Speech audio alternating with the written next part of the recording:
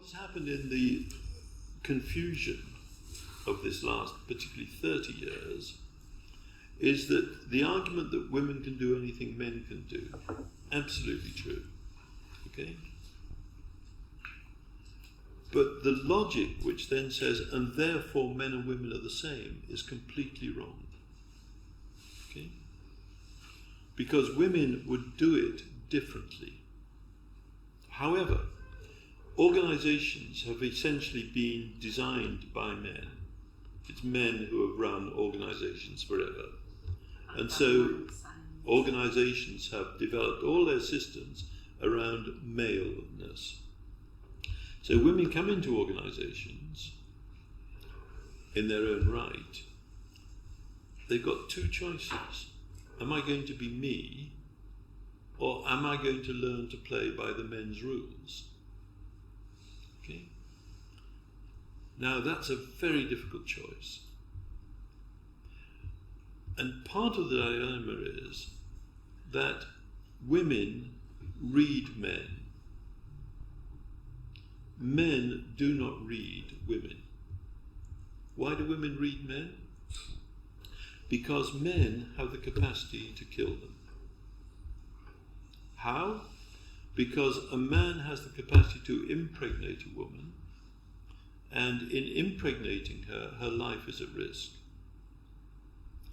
Men have no experience of their bodies being penetrated and life being at risk as a consequence.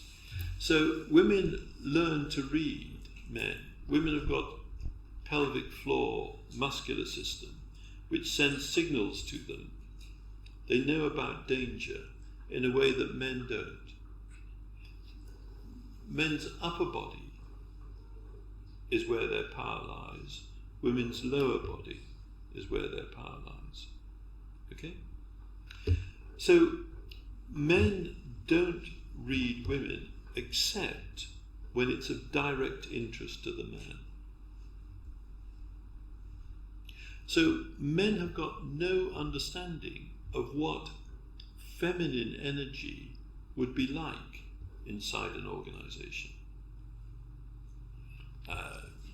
Good number of months ago, 2 or 3 years ago, in fact, I was asked by an organisation to come and spend half a day with its senior team, talking about this stuff about the brain. It was just kind of information exercise for them. And they said, we don't need an agenda, just come and give us 3.5 hours. Okay? So I said, fine. So they came in, here they are committing a lot of valuable time, and I said, we're going to spend the first half hour in small groups. There are 12 of you here, we're going to have 4 small groups of 3. They were all men. I want you to come at the end of the half hour, having worked out how you would be behaving if you came into the organisation as a woman today. They came back at the end of a half an hour, they were inarticulate. They had no working understanding of what it would be like. They could just about work out it would be somehow different.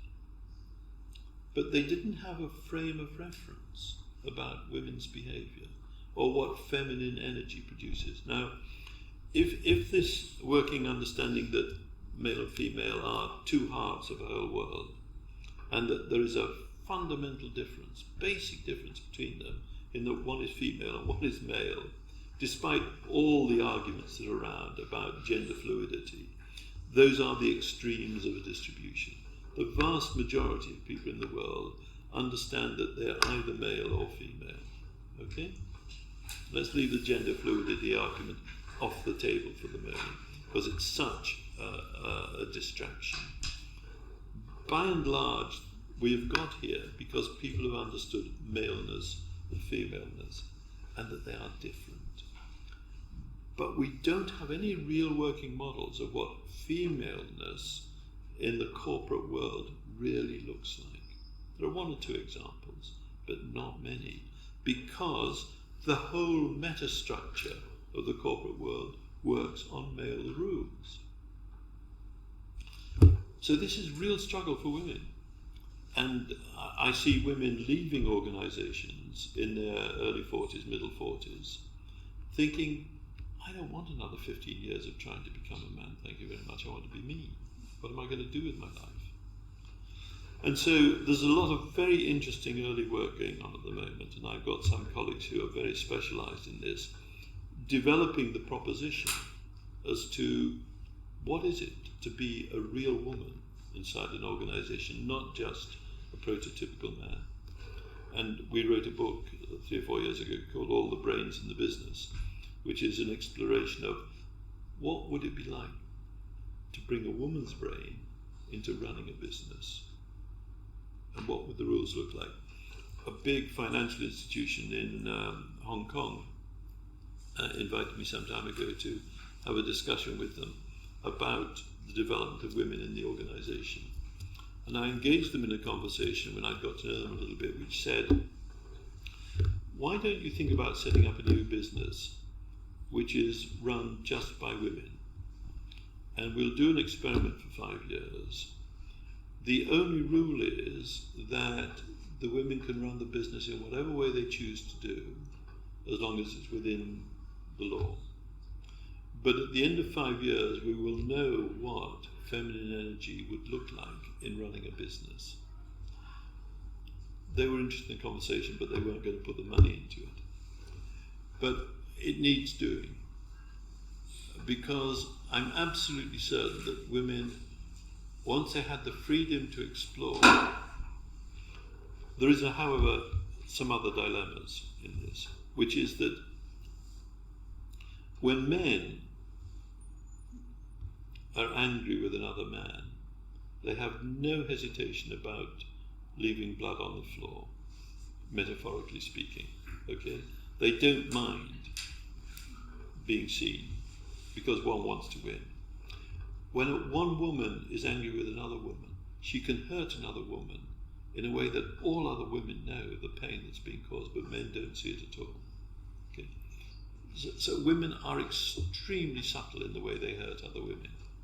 So how do you create an organisation that's run by women, which is actually based upon real trust, real love, real appreciation, and doesn't have that kind of capacity to put a stiletto in, but so quietly that nobody knows? Okay? So there are lots of interesting questions to be solved. But I think the next 20 years is going to be about how do women come into organisations in their own right as women, not just as prototypical men.